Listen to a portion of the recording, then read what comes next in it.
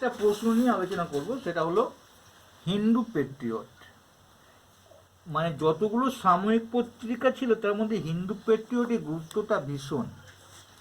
এবং এই পত্রিকাটা এমন একটা পত্রিকা, প্রথমে মাসে একদিন, সপ্তাহে একদিন বের হতো, তারপরে কিন্তু এটা প্রত্যেক দিন বের হতো। জনমতে এত চাহিদা ছিল।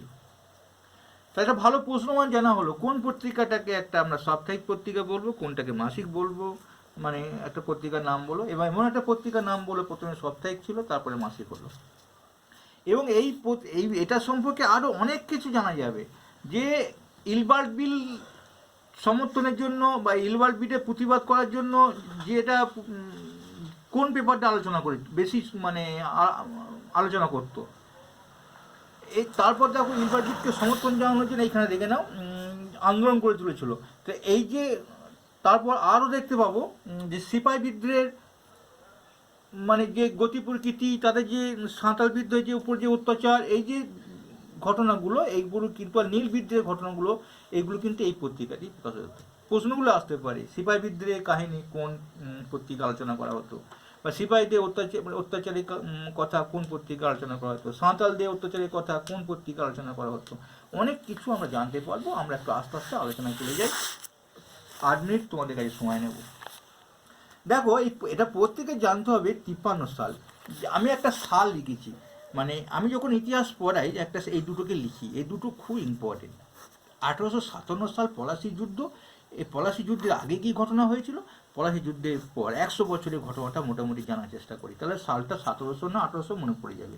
আর একটা 1857 যে সিপাহী বিদ্রোহ হয়েছিল, তাহলে এর আগে পিছিয়ে ঘটনাগুলো আমাদের মনে পড়ে যাবে। তাহলে এটা খুঁটি ধরতে হয়, খুঁটি ধরে ঘুরতে হয়, তাহলে ইতিহাসে এটা 100 বছরের ইতিহাসটা। আর 1947কে যখন ধরবে, স্বাধীনতার সঙ্গে আগে আর পরে ওই শেষের অধ্যায়টা আলোচনা হয়ে যাবে। এটা কিন্তু তিনটে মানে স্টেজে তোমরা যদি পড়াশোনা করো হয়ে যাবে। চলো আমরা কীভাবে পড়ছি সেটাই তোমাদের পড়িয়ে দিই। 1857 সালে তো সিপাহী বিদ্রোহ হয়েছিল, কিন্তু আমরা পড়তে চাইছি হিন্দু পেট্রিয়ট। হ্যাঁ ঠিক, এর আগে মানে 53 ধরো, 53তে ইংরেজি বাংলা হয়ে যাচ্ছে, এই 53তে তৈরি হলো, গঠন হলো, অর্থাৎ প্রথম প্রকাশিত হলো 6 জানুয়ারি। কি প্রকাশিত হলো, যেটা পড়তে চাইছি আমরা পড়তে চাইছি হিন্দু পেট্রিয়ট। দেখিনি একবার, 53 সালের 6 জানুয়ারি, ঠিক সিপাহী বিদ্রোহ আগে, মনে পড়ে গেল। দেখো তারপরে এটা প্রথমে, এবার এই পেপারটা যখন একটা সম্পাদক ছিল না, প্রথমে 3 জন ছিল আর কি, মানে প্রথম, দ্বিতীয়, তৃতীয়। প্রথম ছিল মধুসূদন রায়, দ্বিতীয় ছিল গিরিশচন্দ্র ঘোষ, তৃতীয় ছিল হরিশচন্দ্র মুখোপাধ্যায়। এদের মধ্যে শুধু হরিশচন্দ্র নামটা আমরা উত্তর দিই কেন, হিন্দু পেট্রিয়ট কার যদি বলি, হরিশচন্দ্র মুখোপাধ্যায় বলি কেন বলি, কারণ হরিশচন্দ্র পেট্রিয়টের সময় কিন্তু পত্রিকাটা জনপ্রিয়তা বিপুল বৃদ্ধি পেয়েছিল, এত বিপুল বৃদ্ধি পেয়েছিল না।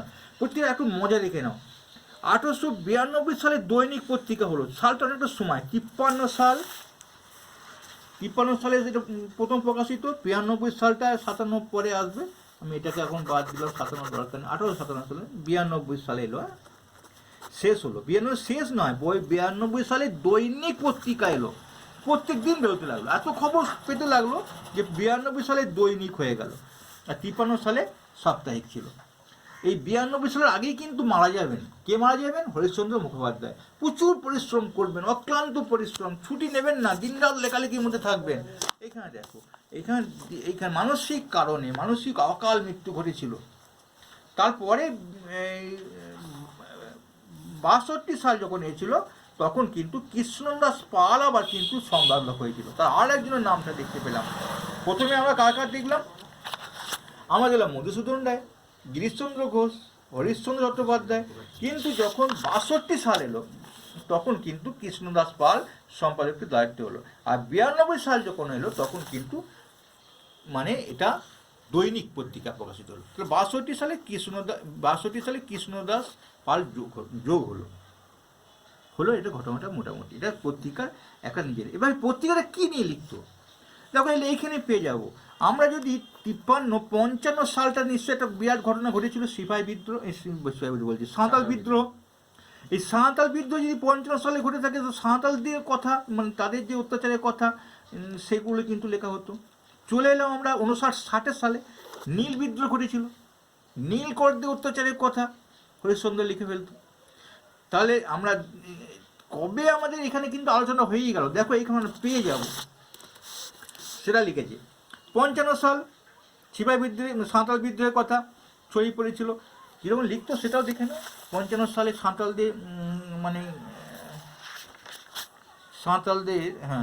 সাঁওতালদের একমাত্র হিন্দু পেট্রিয়ট সমর্থন করেছিল, সাঁওতাল এলাকা সামরিক শাসন জারি তীব্র বিরোধিতা করেছিল, সাঁওতালদের উপর সীমাহীন অত্যাচারের কথা লেখা হতো, তুলে ধরা হতো। তাহলে 57 সালেও কিন্তু সিপাহী বিদ্রোহের কথা লেখা হয়েছিল। তাহলে আমরা দেখতে পেলাম আর একটা কি, যখন 78 পড়লো এখানটা, 92 আগে অনেকটা দেরি আছে, 78 যখন 78 পড়লো তখন কিন্তু একটা দেশীয় সংবাদপত্র আইন, যে লিটন সাহেব একটা বিল পাস করেছিল না, তার সমালোচনা করেছিল, নীতি যে সমালোচনাটা করেছিল।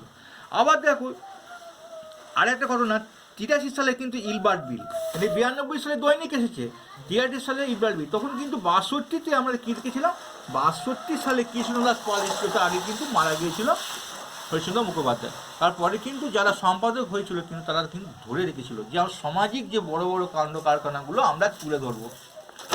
তাহলে আমরা মোটামুটি জানতে পারলাম। এবার এর সঙ্গে জানতে পারবো যে দেখো এই ঘটনাটা এখানটা পড়বে আর এখানটা পড়বে, একই দেওয়া আছে, একই রকম দেওয়া আছে মূল্যায়নটা। আর কি কি প্রতিবাদ করেনি, সেই প্রতিবাদ করেনি যেগুলো হলো, সেগুলো হলো যে নারী শিক্ষার অভাব, জনগণের শিক্ষার অভাব, সেটা প্রতিবাদ করেনি, কুসংস্কারের প্রভাব, সেটা প্রতিবাদ করেনি, মানে এইগুলো সম্পর্কে কিন্তু তেমন কোনো প্রতিবাদ করেনি। কিন্তু করেছিল এর মধ্যে কিছু কিছু, যেটা তোমরা দেখে নেবে, যে নিত্য প্রয়োজনীয় জিনিস রপ্তানি করে মদ আমদানি, চাল এসবগুলো রপ্তানি করে যে মদ আমদানি এবং পুরুষের বহু বিবাহ, এইগুলোর ভিতরে কিন্তু সরব হয়েছিল। তাহলে আমরা মোটামুটি বুঝতে পারলাম। আর একটা ভালো, হরিশ্চন্দ্র সম্প্রদায়ের শাসক লর্ড ডালহৌসি যে নগ্ন সাম্রাজ্য নীতি সমালোচনা করেছিল, বলে লর্ড ডালহৌসির নীতি কে সমালোচনা করেছিল, কোন পেপারটা, এটাই কিন্তু একটা ভালো প্রশ্ন, সেটা হিন্দু পেট্রিয়ট। দেখো এখানে বাকিটা তো পড়িয়ে দিলাম। নারী শিক্ষাকে সমর্থন করে একটা প্রতিটা সমস্যা, সরকারি শিক্ষানীতির ব্যাপারে এগুলো প্রবন্ধ প্রকাশ করেছিল, নীল জেলা খুলেছিল, মানে এত পত্রিকাটা প্রকাশিত লেগেছিল যে আরও ব্রাঞ্চ খুলতে হয়েছে, বিভাগ খুলতে হয়েছিল। ভালো হলে অবশ্যই লাইক করবে।